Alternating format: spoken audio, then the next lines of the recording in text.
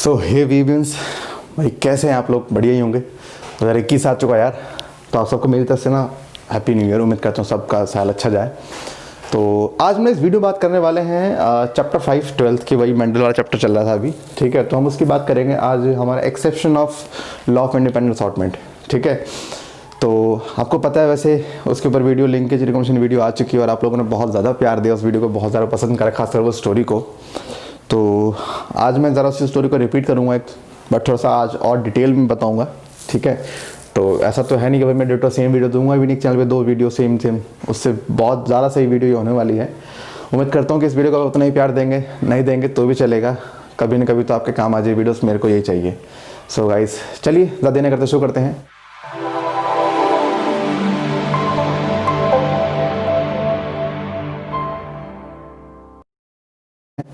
Hello दोस्तों, मैं हूँ विनय और आप देख रहे हैं मेरा यूट्यूब चैनल विनय बायोलॉजी। सो यार बात करते हैं exception of law of independent assortment. पहले ये क्या भला है ज़रा ये सुनते हैं। हालांकि सबको पता होगा यार, इतना समझदार तो आप हो ही। लॉ ऑफ इंडिपेंडेंट असॉर्टमेंट, इसमें ये होता है कि 2 पेयर ऑफ जीन जिनका कोई संबंध भी नहीं है, 2 पेयर ऑफ जीन जिनका कोई संबंध भी नहीं है। कैसे? जैसे मान लीजिए एक कैपिटल ए स्मॉल ए हो गया और एक कैपिटल बी स्मॉल बी हो गया, 2 डिफरेंट जीन, कोई मतलब नहीं है। ये स्किन कलर की होगी, वो मान लो कि बॉडी हाइट की होगी। अब कोई लिंक थोड़ी है स्किन कलर का, मतलब कोई फिक्स थोड़ी है कि इतना बड़ा इंसान हमेशा से ऐसे स्किन कलर का होगा, वो तो कुछ भी हो सकता है। तो कहने का मतलब क्या है? These 2 are independent from each other. अब ये लॉ कहता है कि जब एक जीन का पेयर सेपरेट होता है तो कभी दूसरे पे डिपेंड नहीं करता। वही एक की सेटिंग टूट रही तो दूसरे पे डिपेंड नहीं करती, दूसरी टूट रही तो पहले पे डिपेंड नहीं करती। वैलेंटाइन आने वाला है फरवरी में, उससे पहले कितने मतलब ब्रेकअप होंगे, उसमें ऐसा ही होगा कि एक का ब्रेकअप दूसरे पे डिपेंड नहीं कर रहा, दूसरे का पहले पे नहीं कर रहा। तो इसका मतलब क्या है कि बॉडी में मल्टीपल्स ऐसे पेयर ऑफ जीन्स हैं जिनके बीच का सेपरेशन एक दूसरे पे कतई डिपेंड नहीं करता। ये मेंडल ने कहा था, मेंडल ने कहा था, ठीक है। कहीं मेरे को लपेट लो। तो यहां पर इस लॉ का एक्सेप्शन मिला। एक है T.H. मॉर्गन, एक साइंटिस्ट रहे हैं, थॉमस हंट मॉर्गन। इन्हें बोलते हैं father of experimental genetics, father of experimental genetics. आप जानते हैं फादर ऑफ जेनेटिक्स किसे बोलते हैं? मेंडल को बोलते हैं, लेकिन फादर ऑफ एक्सपेरिमेंटल जेनेटिक्स किसे बोलते हैं? इन जनाब को पता क्या है? हाँ, एक होते हैं ना, कई बार लोग होते हैं जैसे आपकी बात पे शक करते हैं, ट्रस्ट नहीं करते, ऐसे ही ये भी था। मेंडल ने जितना भी बोला था, T.H. मॉर्गन ऐसे ट्रस्ट नहीं करता किसी पे, कह रहा जी हम तो करके देखेंगे, और करके देखेंगे, मिलेगा तो बोलेंगे, नहीं मिला तो फिर लंगा भी लगा देंगे। जितनी बातें मेंडल ने बोली थी, इन भाई साहब ने वो सारी चीजें करके बाकायदा चेक करी थी कि ठीक है कि नहीं ठीक है। दैट्स व्हाई एक्सपेरिमेंट करे इसने सारे मेंडल के लॉ के ऊपर, पता नहीं क्या दिक्कत थी इसको। तो यही अब तीसरा भी आ गया था, यही इसी लॉ पे भाई साहब काम कर रहे थे। इन्होंने अपनी स्टडी के लिए चूज करा था किसे? Drosophila melanogaster, Drosophila melanogaster. Spelling सही नहीं है, सॉरी मतलब राइटिंग सही नहीं है। आपको तो क्या होता है, ये लग रहा बड़ा भारी भरकम नाम, कुछ नहीं, मक्खी को बोलते हैं। किसको बोलते हैं? मक्खी को, बट थोड़ी सी अलग प्रकार की मक्खी होती है ये जो मक्खी है ना, इसको ही एक्सपेरिमेंट के लिए बड़ा यूज करा है इसने। पूछा गया भाई क्या मतलब क्या मोहब्बत थी इसकी, इससे जो इसको छोड़ता नहीं था, मतलब इसी के ऊपर सारे एक्सपेरिमेंट। तो बहुत सारे इसके रीज़न थे। पहले रीज़न तो ये था कि जो सेक्स क्रोमोसोम होते हैं इनके पास, वो बिल्कुल ह्यूमन जैसे होते हैं, जो कि कहीं ना कहीं सेम बिहेवियर या सेम जीन का जो है ना क्या बोलते हैं, ट्रांसमिशन शो करता है। देन यहाँ पर इनकी शॉर्ट लाइफ साइकिल है यार, जीने के हैं 4 दिन, बाकी हैं बेकार दिन। तो इनके जीने के सच में 4 दिन है, ज़्यादा जीते ही नहीं, मतलब 1 से 2 हफ्ते की इनकी लाइफ साइकिल हुआ करती है। तीसरी, इनके पास हम बोलेंगे इनके पास सिर्फ 4 पेयर ऑफ क्रोमोसोम है। सो हम आसानी से डिटरमाइन कर सकते हैं कि अगर कोई वेरिएशन आती है तो इन 4 से ऊपर तो नहीं आएगी। ये जो है ना, मतलब छोटे से छोटा वेरिएशन बड़े प्यार से हमें दिखा सकते हैं। जैसे मान लो ह्यूमंस है, ह्यूमंस अगर हल्का फुल्का वेरिएशन हो भी जाना, पता लगता नहीं वेरिएशन हुई भी थी हम लोगों में, लेकिन इसमें ऐसा नहीं है। इसमें माइनर से माइनर वेरिएशन जो है हम आसानी से देख सकते हैं। ये इनमें खास बात है कि आप छोटे से छोटी वेरिएशन में आप आसानी से देख सकते हैं। अच्छा, और इनमें सेक्सुअल डायमॉर्फिज्म होता है। आप जानते हो आदमी जितना ही बड़ा खलीफा क्यों ना, बीबी के सामने चूहा ही रहता है। तो बीवी मतलब वो नहीं कह रहा, मतलब पावरफुल, और बेचारा मेल छोटा सा डरा सहमा सा। तो सेक्सुअल डायमॉर्फिज्म माने यहाँ पे सेक्सिस में आप को डिफ्रेंशिएट कर सकते हो सिर्फ मॉर्फोलॉजी की, मतलब सिर्फ देख कर ही। कहा है कि फीमेल ड्रोसोफिला बड़ी होती है, मेल बेचारा छोटा सा होता है, तो ये चीज़ होती है ना बेचारा। तो यहाँ पे देन आता है कि इनकी single mating can produce large number of progenies. Single mating kind of discussion माने रिप्रोडक्शन की बात कर रहे हैं। ये एक सिंगल बार माने एक बार मीटिंग करेंगे ना, एक बार बातचीत करेंगे तो इनके हजारों पता नहीं कितने बच्चे जाते हैं। तो single mating produce large number of progenies. तो इसका मतलब क्या हुआ, अरे भाई जिस भी ऑर्गेनिज्म के नंबर ऑफ ऑफस्प्रिंग हाई होते हैं उसके अंदर रिजल्ट की एक्यूरेसी उतनी बढ़िया रहती है। इसीलिए मेंडल ने अपने पी प्लांट के लिए तकरीबन 11 से 12,000 ऐसे पी प्लांट लिए थे जिनमें स्टडी कर रहा था। आपने साथ पढ़े ना 11 से 12,000 जो प्लांट्स बता रहा हूँ, वैरायटी बात नहीं कर रहा मैं। तो नंबर ऑफ प्रोजेनिस जितनी ज्यादा हाई होगी, सैंपल का साइज जितना बड़ा होगा, उतनी ज्यादा रिजल्ट में एक्यूरेसी आती है, मैं ये कह रहा हूँ। तो इसीलिए भाई साहब ने चुना कि यार एक्यूरेसी मिलती है तो बढ़िया, क्या दिक्कत है अपने को। तो सेक्स क्रोमोसोम सेम है, short life cycle, 4 pair chromosome, minor variation can be easily seen. Sexual dimorphism माने female has greater body size as compare to male डरा सा ऐसा, and single mating produces large number of progenies. तो ये सब कुछ ऐसे कारण थे जिस वजह से इसको हम यूज करते थे फॉर एक्सपेरिमेंट। ठीक है, बहुत कॉमन सा मटेरियल है ये, मतलब बहुत, जैसे बायोटेक चुनते ही कोलाई को, ई कोहली विराट कोहली का भाई, ऐसे यहाँ चुनते कैसे इस ड्रोसोफिला को चूज करते थे। तो वही था भाई, मेंडल ने कहा था ना, अगर आप किसी भी 2 कैरेक्टर की स्टडी करोगे, कोई भी लाइक जैसे बॉडी हाइट, बॉडी कलर, जो भी आप 2 कैरेक्टर लोगे, आप 2 कैरेक्टर का जब भी क्रॉस कराओगे आपको फिनोटाइपिक रेशियो जो मिलेगा वो मिलता है 9:3:1। ये पता ना, आपने 10th से पढ़ा हुआ है। मेंडल ने क्या बोला, मेंडल ने लॉ दे दिया पूरी दुनिया में कि कोई भी अगर 2 जीन की स्टडी करेगा, I mean 2 pair of genes की स्टडी करेगा, उससे कैरेक्टर मिलेगा, उससे रेशियो मिलेगा 9:3:1। अब कहते हैं ना टीएच मॉर्गन में, ऐसे कैसे जी, हम है ना, टीएच मॉर्गन ने कर लिया एक्सपेरिमेंट, ड्रोसोफिला पे 2 कैरेक्टर स्टडी करी, और जब उसने 2 कैरेक्टर की स्टडी करी तो इसे 9:3:1 रेशो नहीं मिला। और जब नहीं मिला तो दिल मांगे मोर। अब दिल मांगे मोर का मतलब क्या हुआ भाई, जैसे ही इसको नहीं मिले इसने हल्ला कर दिया कि यार ये तो हमें पागल बना गया, कि भाई तूने तो कहा था कि कभी भी हम 2 कैरेक्टर कराएंगे स्टडी, अपने को 9:3:1 में, लेकिन हमने तो मिला ही नहीं। अब सवाल ये है, एग्जाम में पूछा गया कि टीएच मॉर्गन का जो रेशो था वो डेविएट क्यों कर गया, डेविएट मींस ऐसे मुड़ क्यों गया था। रेशो 9:3:1, मान लो ये रेशो 9:3:1, अब क्रॉस कराया, आके रेशो वो नहीं आया, माने डेविएट कर गया। तो पूछा गया क्यों डेविएट कर गया था। जब इन भाई साहब ने स्टडी करी टीएच मॉर्गन ने, तब जो इन्हें मिला बड़ा शॉकिंग था वो सुनना, दिल पे हाथ रख के सुनना। टीएच मॉर्गन को मालूम पड़ा कि मेंडल के एक्सपेरिमेंट में कोई लिंकेज और रिकॉम्बिनेशन नाम की प्रथा नहीं थी, लेकिन इसके एक्सपेरिमेंट में लिंकेज और रिकॉम्बिनेशन ने काम करा था। माने लिंकेज और रिकॉम्बिनेशन ये 2 ऐसे रीजन हैं जिसकी वजह से इसको रेशो नहीं मिला 9:3:1। आप में से बहुतों ने वीडियो देखी होगी पहले, जिसने नहीं देखी, जो पहली बार है देख रहा मेरी वीडियो, कोई नहीं, मैं इसी वीडियो में काम करा दूंगा वाला। ठीक है, बताओ कहानी क्या है। पहले समझते हैं लिंकेज क्या है। लिंकेज मतलब बुक किस लैंग्वेज क्या लिखते हैं, बुक किस लैंग्वेज लिखती है जी। लिंकेज का मतलब होता है physical association between 2 genes present on the same chromosome. यार लिखना बड़ा मेहनत वाला काम है। Recombination, exchange of genes between 2 different homologous chromosome is known as क्या, रिकॉम्बिनेशन। ये रटी हुई लाइनें हैं, लेकिन समझना है तो फिर ऐसे काम तो नहीं चलेगा। तो एग्जाम्पल लेते हैं। इस बार थोड़ा ना एग्जाम्पल में नाम चेंज करते हैं, कि नाम वही रखें। चलिए मैं नाम ना वही रखता हूँ, जैसे एक काम करते हैं, नाम चेंज ही कर लेते हैं। ये एक लड़का है अलबेला और एक है अलवेली। बेस्ट है अलबेला अलवेली। और एक तीसरा यहाँ पर है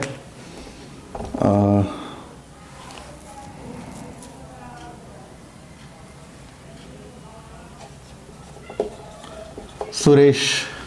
ठीक है, वो भाई तुम में से किसी सुरेश का नाम हो तो बुरा मत मानना, वो तुम्हारे, मैं तुम्हारी बात नहीं कर सकता, मैंने रैंडम एग्जांपल ले लिया। ठीक है, कहीं सोचो कि मेरे को टारगेट कर दिया। अब सुनो, अलबेला अलवेली, दिस इज लड़की एंड दिस इज लड़का, and they both are in आशिकी, माने दोनों की प्यार मोहब्बत है एक दूसरे से, और दोनों एक ही मोहल्ले में रहते हैं। मतलब बहुत सारी देखना आपने कहानी होती हैं, स्टोरी होती हैं, एक ही मोहल्ले में रहती हैं। ये रहा लड़की का घर, माने मान लो ये रहा अलबेला का घर, ये रहा अलबेली का घर। अलबेली के घर थोड़ी सी ऐसी है, मतलब ऐसा है, और झोपड़ी नहीं है, मैं दिखा रहा हूँ बट क्या करें। और ये हो गया अलबेला का घर। सो दोनों आसपास रहते हैं भाई, अलबेला यहाँ रहता है, अलबेली यहाँ रहती है। ठीक, तो मैं सुंदर सा डायग्राम दिखाने की कोशिश करता हूँ।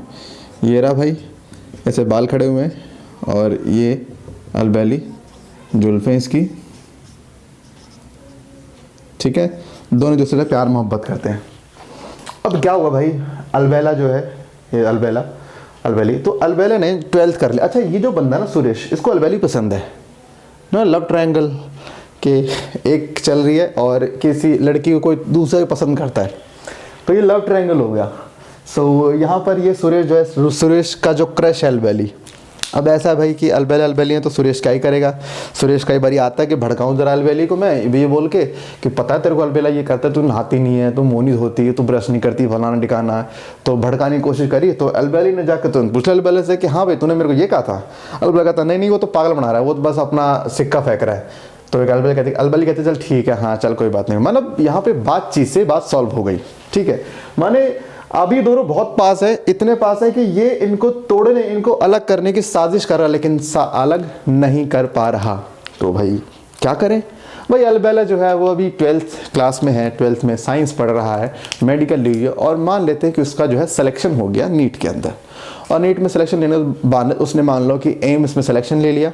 और अलबेली जो है, अलबेली भाई इतना पढ़ाई में ध्यान देती नहीं, गांजा फूकती रहती, कभी यहाँ बैठी कभी वहाँ बैठे, तो गांजे फूकने से ज़्यादा इसका विश्वास रखता है, जो कि अच्छी बात नहीं है। तो अलबेली अपनी नशे में धुन रहती है, अपनी दुनिया धुन रहती है, उससे पढ़ाई से कुछ खास मतलब है ही नहीं है। तो क्योंकि पढ़ाई से मतलब नहीं है, तो अलबेला तो आगे बढ़ रहा, लेकिन अलबेली आगे नहीं बढ़ पा रही। और अलबेली की जॉब लगी और डॉक्टर बन गया, और डॉक्टर बनने के बाद फाइनली गवर्नमेंट ने कहा कि भाई ठीक है तुम्हें ना हम जॉब देते हैं, और जॉब देते हैं दिल्ली के बाहर। मान लो दिल्ली के बाहर कहीं फेंक दिया, राजस्थान फेंक दिया कि भाई जा तेरी जॉब कहाँ करेगा, राजस्थान करेंगे। तो ध्यान से देखना, जब ये दोनों एक ही शहर में थे, एक ही मोहल्ले में थे, घर के आसपास, तो क्या केस था, जब दोनों आसपास थे तो बॉन्ड काफी स्ट्रांग था इनका। और इसने कोशिश करी तोड़ने की, लेकिन तोड़ नहीं पाया। काया से प्यार, सच्चा मोहब्बत, आशिकी, ब्लाइंड ट्रस्ट, जो भी होगा आशिक जान जाएगा तुम में से, पास पास थे, तो इनको अलग नहीं कर पा रहा था। मतलब भाई घर के आसपास है।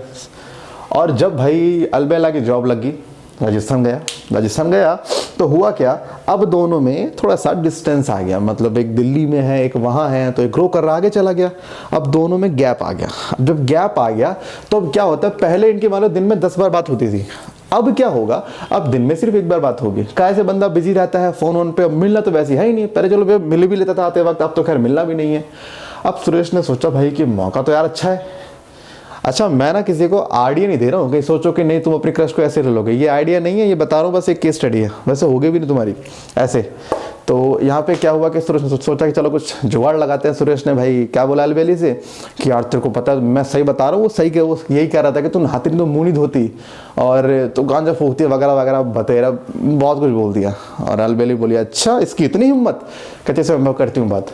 अलबेली ने फोन मिलाया 3-4 बार, तो देखा अगला बंदा फोन उठा रहा, काहे से बंदा बिजी है काम में। माने अब जो है बात थोड़ी सी कम हो रही है, देख रहे हो, पहले तो ऑन द स्पॉट बात सॉल्व हो रही थी, लेकिन अब ऑन द स्पॉट सॉल्व नहीं हो रही, अब दूरियां बढ़ने, थोड़ा सा ना बीच में गैप आ गया।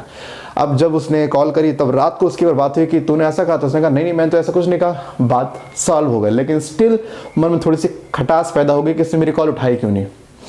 अब भाई लड़का वहाँ काम अच्छा कर रहा राजस्थान में, और करते करते गवर्नमेंट और खुश हो गई। गवर्नमेंट ने फेंक दिया कहाँ, केरला फेंक दिया। तो केरला फेंका, डिस्टेंस और बढ़ गया। अब जब बढ़ गया, सुरेश ने फिर से अपना चांस मारा कि बहन मैं सही कह रहा हूँ कि तू जो है ना, वो यही कह रहा था कि तू ये नहीं करती, वो नहीं करती, फलाना ठिकाना। तो उसने सोचा अच्छा ये कहा था। उसने फिर से सोचा ठीक है मैं लाऊं कॉल। उसने कॉल करा एक दिन, तो भाई नेटवर्क ना लगा, करते 2-3 दिन उसकी बात नहीं हो पाई, क्योंकि नेटवर्क इश्यू था, दूर था भाई, बहुत दूर था, तो इतने में फ़ोन भी नहीं हो पाता। अब 2-3 दिन तक बात नहीं हुई, तो उसके मन में शक पैदा हुआ कि यार क्या पता सही कह रहा, तभी तो मेरा फ़ोन नहीं उठा रहा हो। और जानते ही हो, ये तो सोचती वैसे बहुत बड़ी मान है। तो अब भाई जब ये सब हुआ तो फिर 4 दिन बाद बात होती है, फिर कहता अच्छा तूने ऐसा कहा था, उसने कहा नहीं नहीं नहीं पागल ऐसा कुछ नहीं है। तो फिर ठीक है, वो कहती ठीक है बात सॉल्व हो गई, लेकिन स्टिल माइंड में क्या है, इसने मेरी 4 दिन कॉल नहीं उठाई, मेरे को इग्नोर कर रहा है, ये कर रहा है वो कर रहा है। अब रिश्ते में देखो दरार आनी शुरू हो गई है। अब भाई उसका काम और अच्छा मिला, गवर्नमेंट और खुश हो गई, गवर्नमेंट ने बिठाया रॉकेट पर, चल बेटा तेरे को लॉन्च करते हैं अफ्रीका, उसको अफ्रीका भेज दे, जा बेटा भाई काम कर। अफ्रीका दूरियां और बढ़ गई। अब महीने में एक बार बात हो रही थी, अब सुरेश ने जो है ना भड़काया थोड़ा सा, उसने कहा अच्छा, अब उसके भड़काने के बाद उससे बात करनी थी भाई, सॉल्व करना था मैटर। अब उसकी बात महीने में एक बार हो रही है। अब महीने में तो एक बार, तो 29 दिमाग में शक का कीड़ा पैदा हो रहा है कि यार उसने कहा होगा, तभी तो फोन उठा रहा मेरा। और करते करते उस टाइम पे रिलेशन जो है ना वीक, देख रहे हो डिस्टेंस जितना बढ़ रहा है, दूरियां मतलब रिश्तों में दूरियां जो है थोड़ी सी वो बढ़ रही हैं, कैसे किसी तीसरे की वजह से दूरियां बढ़ रही हैं। तो अब यहाँ पर क्या होता है, देखो भाई तीसरा हमेशा काम खराब करता है, याद रखना। तो यहाँ पे जो है ना दूरियां बढ़ रही हैं, तो थोड़ा सा ना रिलेशन वीक हो रहा है। अब करते करते भाई अफ्रीका ज़्यादा अच्छा काम करते हैं, गवर्नमेंट ने कहा बेटा तू काम कर, तू बैठ रॉकेट पे बैठ, तेरे को मार्स पे लॉन्च करते हैं, भेज दे मार्स पे, जा तो यहीं से बाहर निकल जा, तो ब्रह्मांड से बाहर निकल जा। अब इतना बाहर चला गया तो भाई इतना दूर हो गया, अब इतना दूर हो गया तो अब तो बात भी ना होती इसकी। अब सुरेश ने एक भी बात बोली तो अलबेली भागे भागे किसके पास आ जाएगी, सुरेश के पास आ जाएगी ना, सही होगा ना। आईडी नहीं दे रहा हूँ, बताऊँगा पहली में, अलबेली पहले पास थे, अलग नहीं कर पा रहा था सुरेश, दूरियां बढ़ गई, सुरेश ने कोशिश करी बट स्टिल थोड़ी सी तो आ गई ना दिक्कत, थोड़ी सी तो फिर बॉन्ड वीक हो रहा है, और दूर हो गई, केरला चला गया, रिश्ता और वीक हो गया। माने सुरेश की बात का असर भी अब बढ़ता जाएगा। और अब मान लो यहां से पहुंच गया साउथ अफ्रीका पहुंच गया, भाई बात तो मैं क्या ही बोलूं, अब तो भाई मान लेती बात कि हाँ वो कह रहा होगा, और ज्यादा अच्छा काम कर गया तो पता ना कहाँ भेजेगा, ब्रह्मांड के भारी भेज देगी गवर्नमेंट, चल बेटा जा तो वहीं काम कर। तो अब तो खैर कनेक्शन ही नहीं है इनके बीच में, बस अब क्या चाहिए, जैसे कनेक्शन वीक हुआ तो कौन मौका मार के बैठेगा, सुरेश। कौन, सुरेश। तो भाई ये रहा सुरेश, नहीं वहाँ थोड़ी जाएगा, अरे हाँ भाई अलबेली, इसने चल आ जा, हम दोनों अपनी बातचीत करेंगे। और वो बेचारा अपना जहाँ काम में वो बिजी हो गया। तो मैं क्या कह रहा हूँ, मैं ये कह रहा हूँ कि जैसे से इनके बीच की दूरियां बढ़ रही है ना, कोई तीसरा एक को भगा के लेके जा सकता है। देखो ऐसा है, जब दोनों क्लोज थे तो सुरेश इस अलबेली को नहीं लेके जा सकता था क्योंकि दोनों का बॉन्ड काफी स्ट्रांग है। लेकिन जब ये दो इनमें गैप आने लग गया, दूरियां बढ़ने लगी, दूरियां बढ़ने से पता है क्या हुआ, दूरियां बढ़ने से सुरेश का जो है ना मौका लग गया, सुरेश को आसानी होगी, बेटा अब तो मैं लेके जा सकता हूं। तो जब बेसिक सफंडा समझ आया, इन दोनों का सेपरेशन बढ़ता जाएगा तो कोई तीसरा इन दोनों में से एक को ले जाएगा। लेकिन ये दोनों जितने पास होंगे, तीसरे के लिए उतना मुश्किल होगा इन दोनों में से किसी एक को अलग करना या इनको अलग करना। इतना समझ में आता है, इतना समझ में आता है। तो अब अपन आगे जाता है।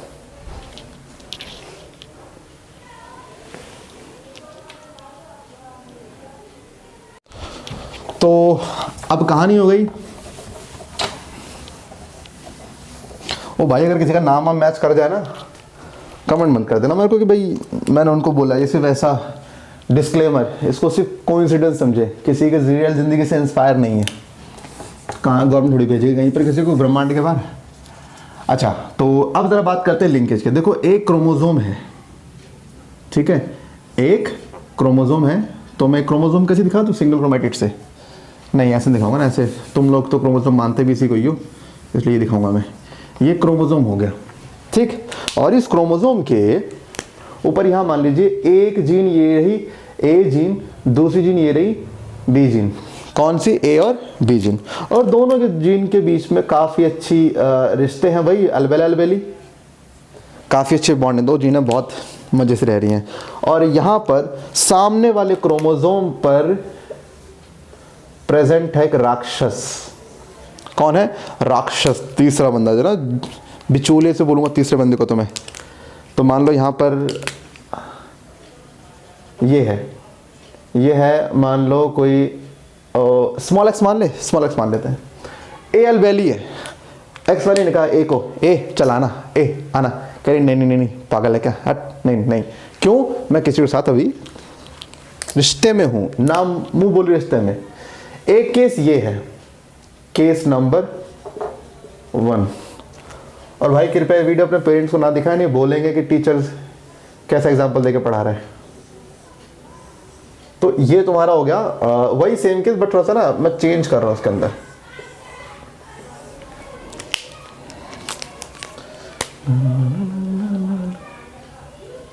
अब गैप आ गया और यहां पे ये रहा अपना x,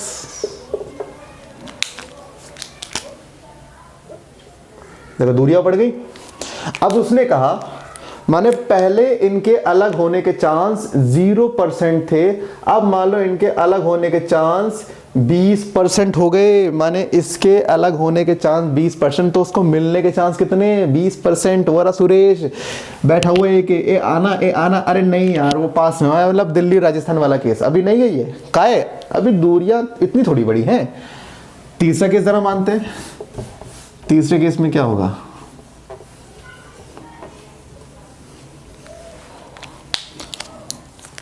तो ये हो गया A, ये हो गया B, और यहाँ पर दिखा देते इस तरह से, दोनों में लिंक है, मतलब ऐसा कोई रस्सी नहीं लगी होती, बट मैं दिखा रहा हूँ सिर्फ शौक बड़ी चीज़ है। एक्स ने कहा ऐसे ए आना, अब वो भाई कहाँ है, वो साउथ अफ्रीका है, कह रही आ तो जाऊँ लेकिन क्या करें अभी मेरी टूटी नहीं उससे, चल ठीक है। एक तीसरा केस, तीसरे केस में सुनो क्या होगा, तीसरे केस में है ये वाला कि ए ये रहा और बी ये रहा, चेंज भाई बहुत दूर हो गया। अब वो पता है बोलेगा आ रही, आ जाने मैं जा रहा हूँ, नहीं मैं आ रही हूँ, और आराम से कहाँ पहुँच जाएगी ए एक्स के पास। जब पहुँचेगी तो यहाँ पर आ गया ए, गया ए, जब गया ठन गोपाल करता जो करना है। तो यहाँ पर क्या हुआ ना, तो मैं क्या बोलता हूँ, एक क्रोमोसोम पर, अच्छा आप ये छोड़िए सब देखिए, आप यहां से इन दो क्रोमोसोम में जीन्स की अदला बदली हुई है, दो क्रोमोसोम्स में जीन की अदला बदली को हम बोलते हैं रिकॉम्बिनेशन। क्या बोलते हैं, रिकॉम्बिनेशन। क्या बोलते हैं, रिकॉम्बिनेशन। और जब दो जीन्स एक साथ रहती हैं, दो जीन्स एक साथ रहती हैं एक ही क्रोमोसोम पर, इसको बोलते हैं लिंकेज। देखिए ये दो क्रोमोसोम एक ही साथ क्रोमोसोम पर प्रेजेंट है, एक क्रोमोसोम पे, हम बोलते हैं कि ये आपस में लिंकेज शो कर रही हैं। क्या कर रही हैं, लिंकेज शो कर रही हैं। जब दो जीन पास में होती है हम क्या बोलते हैं, वो लिंकेज शो कर रही हैं।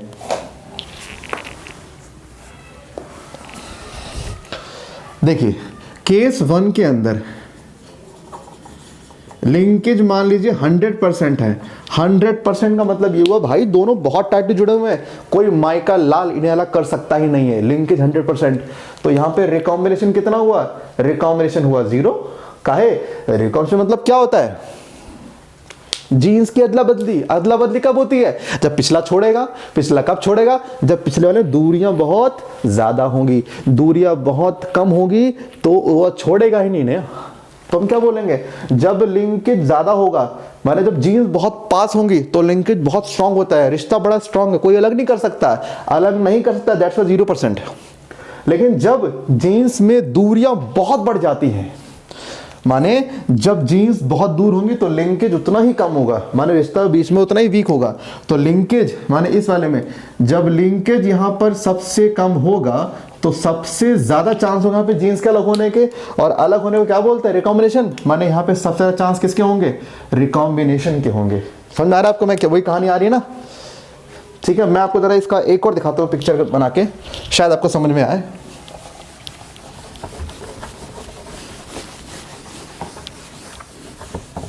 देखिए दो जीन्स ये रही, दो जीन्स फिर से ये रही,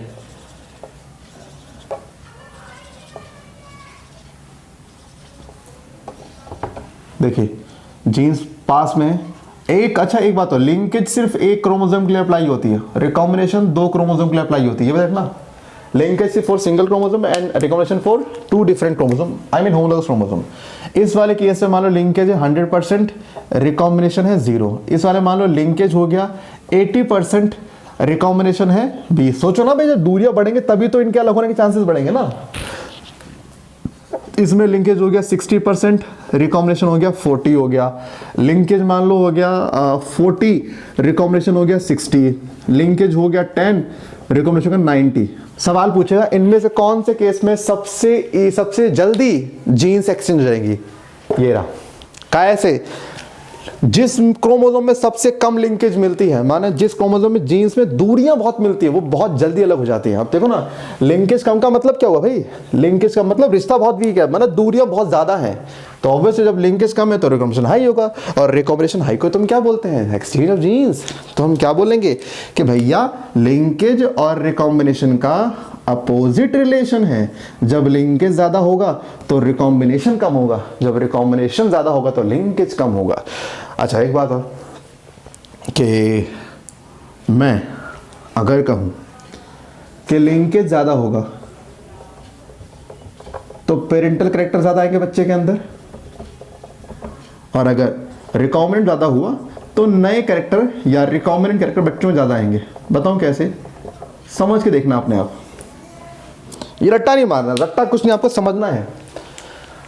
मान लीजिए आप पेरेंट हैं, लेट्स सपोज मैं पेरेंट और मेरे पास 23 मेरा क्रोमोसोम है, कोई शंक वाली बात नहीं है। अब मान लीजिए कि एक सपोज मैंने अपना क्रोमोसोम लिया, उस क्रोमोसोम पे 50 जीन्स हैं, 50 जीन्स हैं। हम जानते हैं वो वाला क्रोमोसोम मेरे दूसरे क्रोमोसोम से जीन का एक्सचेंज करेगा और ये दोनों एक बहुत ही नई तरह के चीज में कन्वर्ट हो जाएंगे, और जो वो नई तरह की चीज में कन्वर्ट होंगे वो बच्चों के पास जाएंगे और वो बच्चों को नया बनाएंगे जो मेरे से अलग होंगे। हाँ है ना, ऐसा ही होगा।